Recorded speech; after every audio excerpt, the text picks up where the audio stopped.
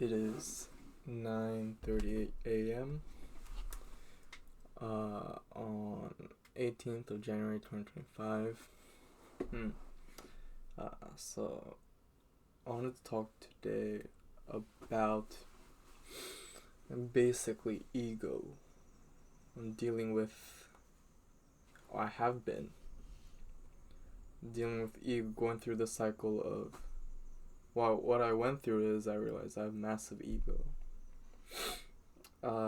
So I've tried to figure, not too much, but I try to figure out ways to sort of reduce it or suppress it.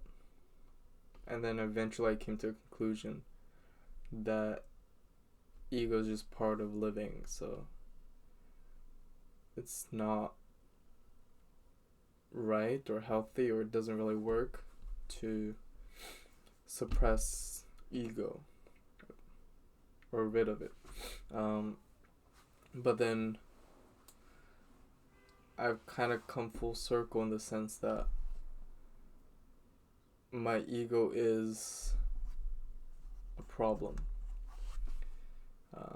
Again, so I want to discuss. Of course, and the great thing about this is when I do this, I realize a lot of the thoughts I had aren't coherent or concrete. So now that I'm doing this, I can't put it into words or forget my thoughts that were really strong. So it kind of helps reduce the tension, I guess. But more or less, the issue was that I've been talking to my psychologist, and she says that, or she gives a solution, or like a way to combat an issue. And if I kind of sum it up, the way to combat my issue is like changing the perspective, or becoming aware of my thoughts. So to me, that means what I'm struggling with was just in my head all along. I'll get to it. And in my head all along. And that frustrates me because I feel that it devalues the problems that I've gone through that I would consider external. And that if she says that the solutions are just trying to change the way I'm thinking, that means the source of the problem was internal. And the blame is on me. And I guess my ego can't handle the fact that it is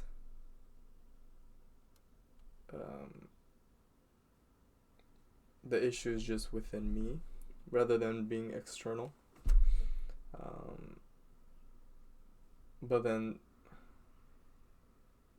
it could also be the fact that I haven't really expressed my whole situation, which begs the question, is that also because of ego, or like shame, or pride, or embarrassment, or something? Or if it's embarrassment, I assume it's like pride or shame or pride. I don't know. Something related to my ego, I think, that hinders me from being completely open.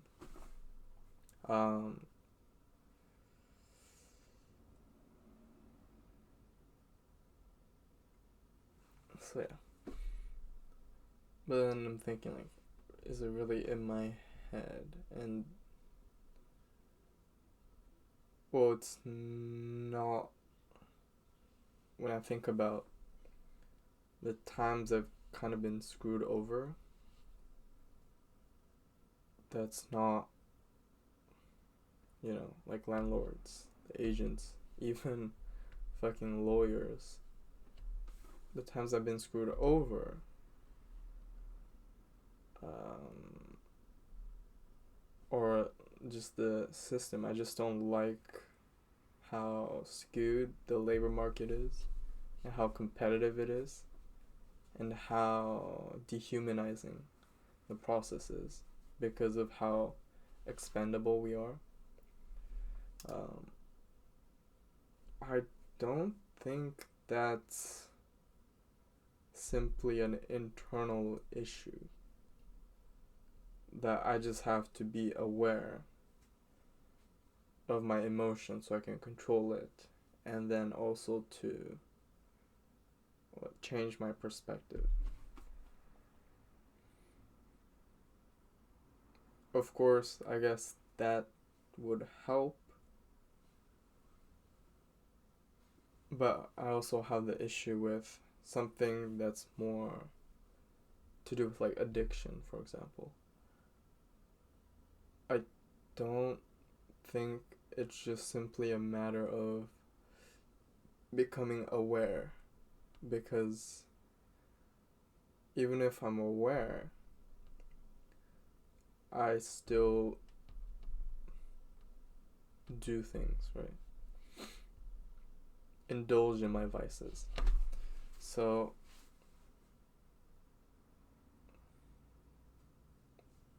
the point is,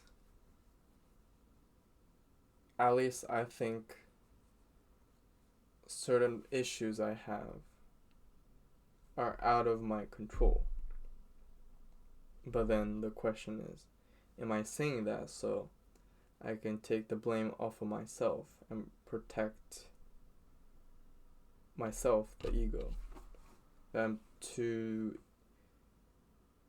egotistical to believe that the problems happen because of me. But then also I think to an extent it is me, because I would say I'm a very unproductive person. But then also the unproductivity, one of the big reasons for unproductivity is the addiction, right? Indulging in vices.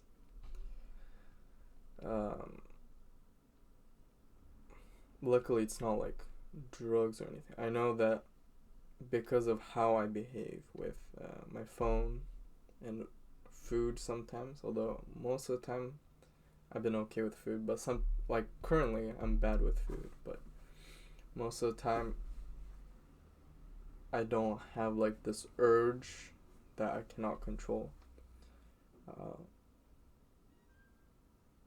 But when I do, like I can think like, oh my god, what am I doing? I can think about, this is an addiction. This is something I have to work on. I still do it anyways. So I think there's more to it than this awareness. Like there's this powerful part of the brain that just suppresses, right? Even while using my phone. And it makes me think that there's no way it's just me. There's more at play. And then I think the reality is there's two to tango, right? It's a connection of internal and external.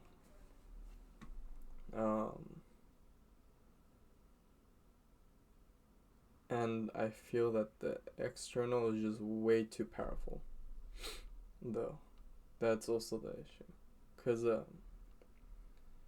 I've tried these situations where I kind of let go of my phone.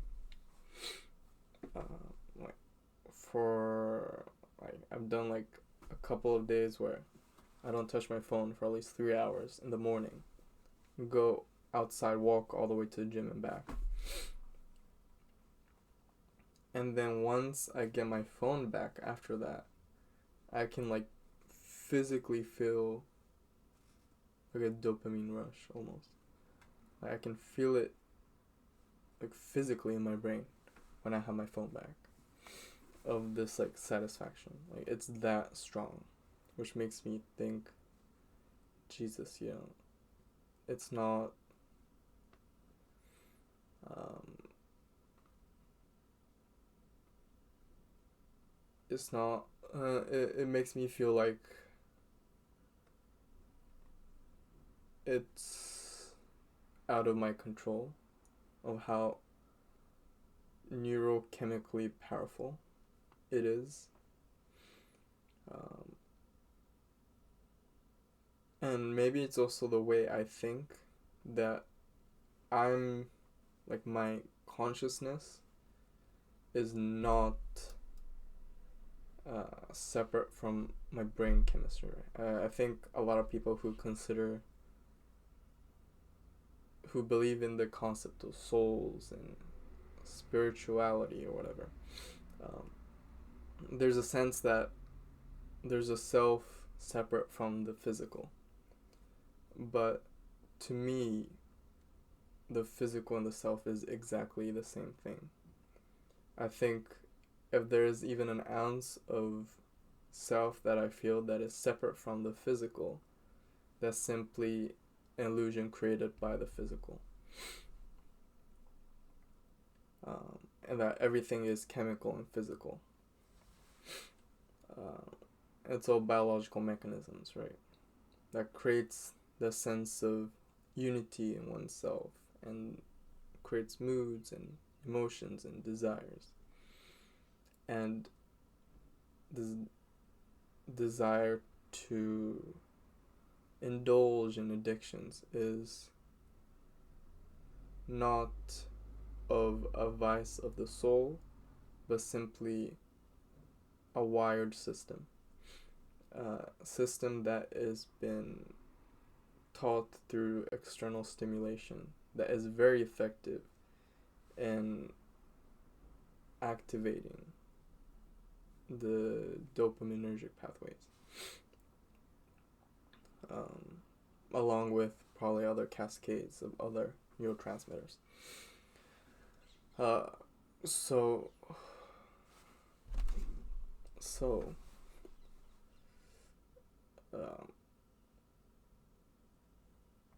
if it's mechanical, and if I'm part of the mechanism, I can't just simply override it.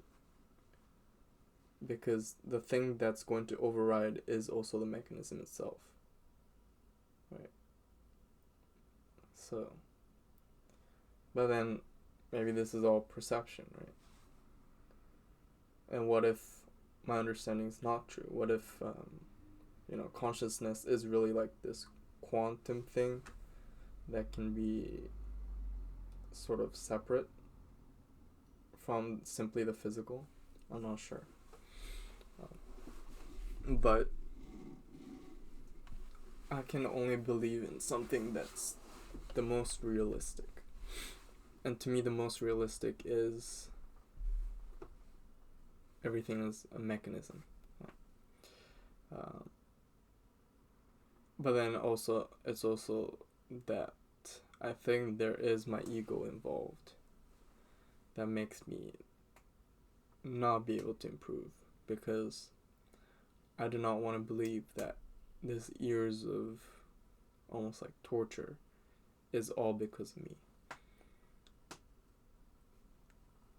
I want to, and I do evidently believe that there are external factors. From,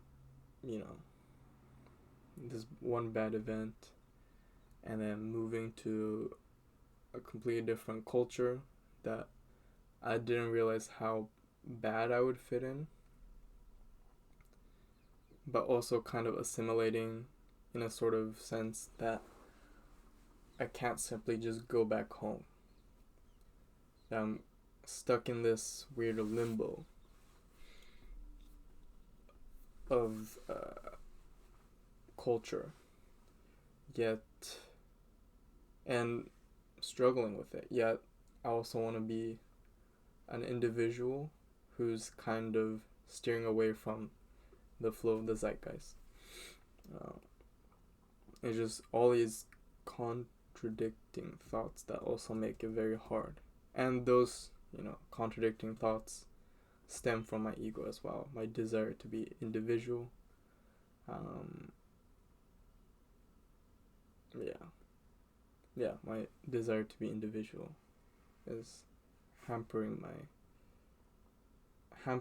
the process, if there is a process, to sort of assimilate.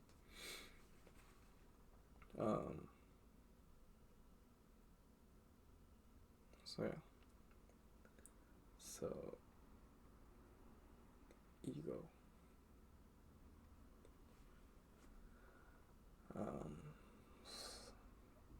So my point is,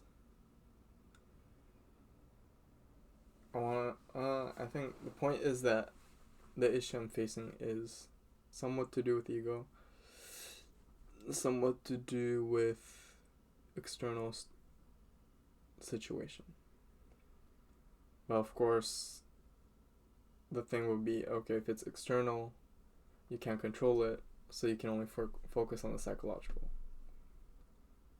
So then, what I want to do is just play the blame game, which is also the ego talking.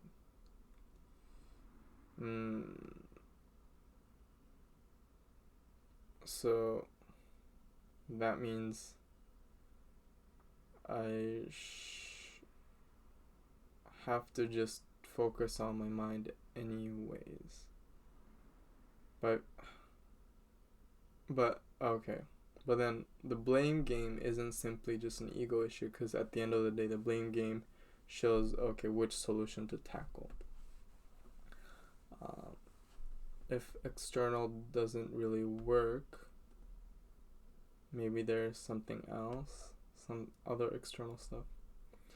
I feel like I've been working on some external stuff, but that's difficult too, I feel. I don't know if it's just the region I live in or just part of getting older. It's very hard to find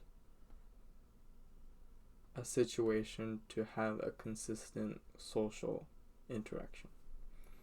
I tried to find a volunteer work. That has a whole skewed market system again, where I have to compete, which baffles me. And I finally find a volunteer job, which is kind of cool. I'll do a bit more, but there's risks of pneumonia, other infections. It's very it's like hygienic in the sense that there's precautions, but it's very unhygienic because it's like dealing with birds and they shit a lot. And they could be infected. They could have worms. I guess are not really. Well, what is it called? Zoonotic.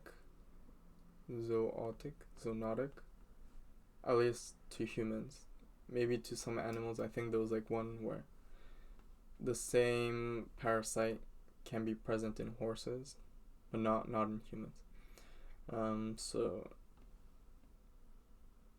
But it's like, Jesus, even I thought volunteer would be a great way, but no. I find one. It's have a consistent social interaction, but risk pneumonia or not risk pneumonia and not have a consistent social interaction. That's what it seems. Of course, job would be nice, but I need to work on that, I guess. Yeah. And then,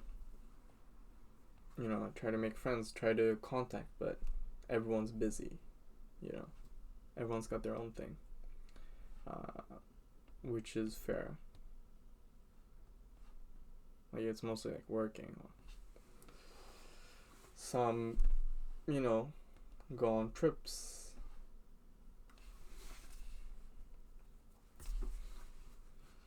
A lot of people go on trips. which makes me think, probably not. Well, no. Huh. Well, yeah, I just gotta work on a bit more. I feel like I'm on the right step, but just it's way too slow. And oh yeah, the other thing is, like, I was told that true reward comes from long term, that short term reward is not real,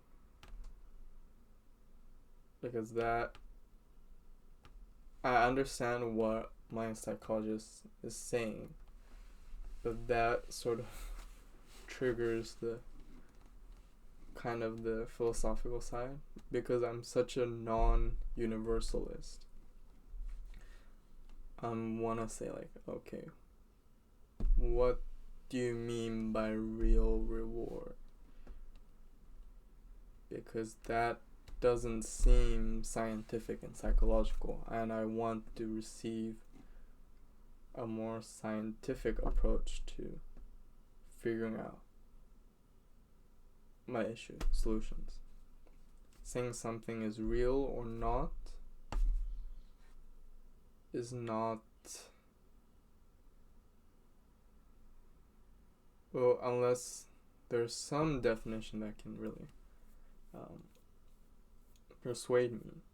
A simple real or not doesn't. So maybe that's something I need to ask. Because if you're talking about, like, learning in terms of, like, dopamine, that sort of reward system, and probably oxytocin as well. Okay, just stick to dopamine. Reward. Phone definitely gives me reward. It's like biochemical reward. That's why I learned to indulge in it excessively. So I need to ask that. I think it's weird that I'm still really hesitant. I've become more hesitant again with communication, even though I improved a lot during networking. I think once it's done, it goes back, right? Because non-teleology, I guess it's more to do with my external situation that creates a situation where I change. An external situation that creates a situation where I revert back. But then I question if then that means, isn't it sort of not universalist, but on the same line, I don't know the term, naturalist, in the sense that my true self cannot be changed. There is a sort of fundamental essence that will interact the same way depending on the specific circumstance.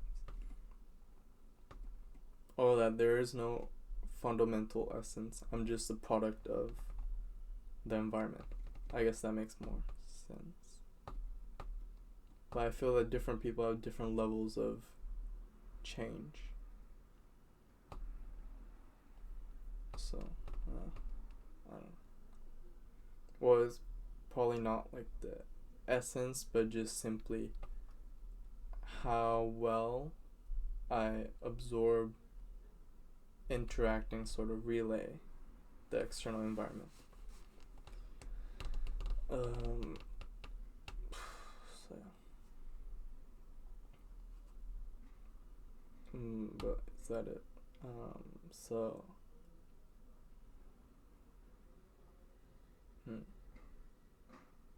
I don't know. Well, I think leaving this place would help. I thought being here would create some change. it would give me comfort that I had a consistent place, that to some extent I finally had like freedom in the sense of solitude. Um, but the fundamental issue has not been resolved. And I think the biggest issue is, for now, is phone addiction. If I can fix...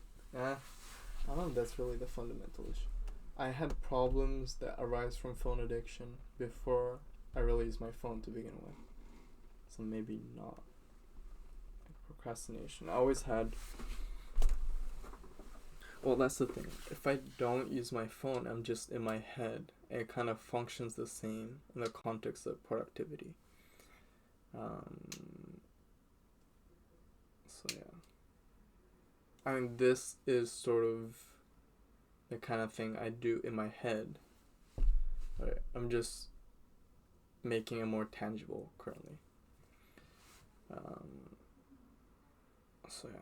But I think this is better than just in my head, because in my head it will just be rumination. If I'm saying things, creating the illusion that I'm having a conversation, well, now I say that kind of ruins the illusion, but it helps me make my thoughts more concrete and stop becoming a cycle. It becomes more of a thread. But yeah.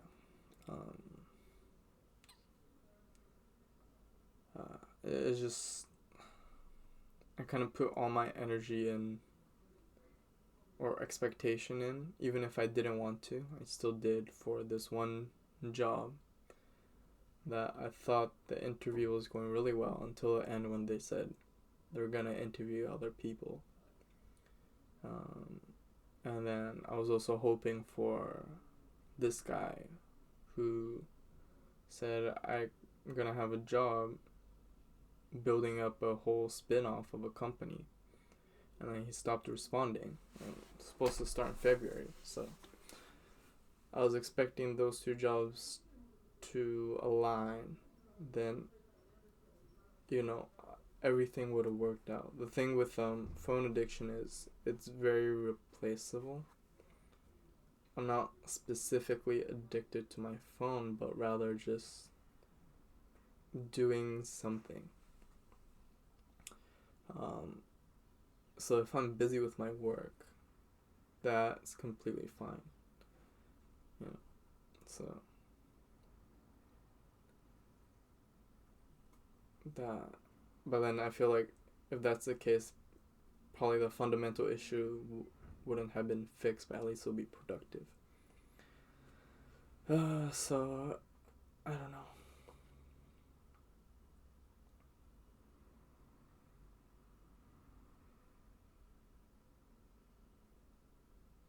Yeah. Well.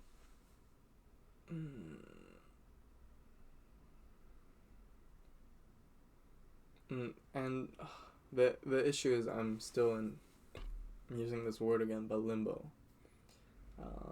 I'm not completely rejected by either of them, but as the days go on, it's less likely.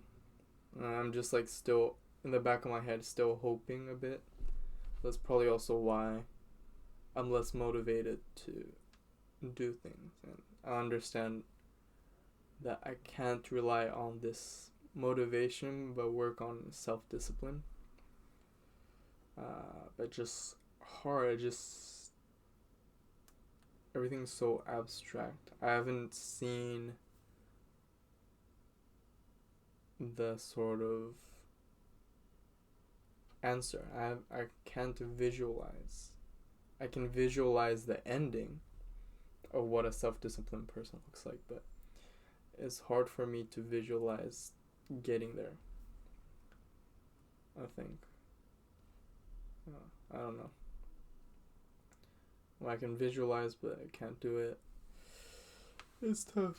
I feel like if I could just be good at productivity. I can get so much done because of the fact that I'm unproductive. I still get quite a few things done. Imagine if I'm productive. So, and then I want to leave off with a short clip I just watched about my dinner with Andre. Talking about New York as a prison, that it's like a new concentration camp where the people living there are both the guard and the prisoner. It's like this psychological entrapment. And that's, I guess, what I feel. In a sense, that is ego, right? And it's just this weird sense of entrapment that is from the phone, that I feel stuck, but also in a way I am making myself stuck. That's to say that it's not fully my autonomy of me being a guard, it's myself, but I would say there are external mechanisms that are making me into a guard for me as a prisoner. So, yeah. Hopefully I can break out of that before it's too late. It's probably just ego, but not really.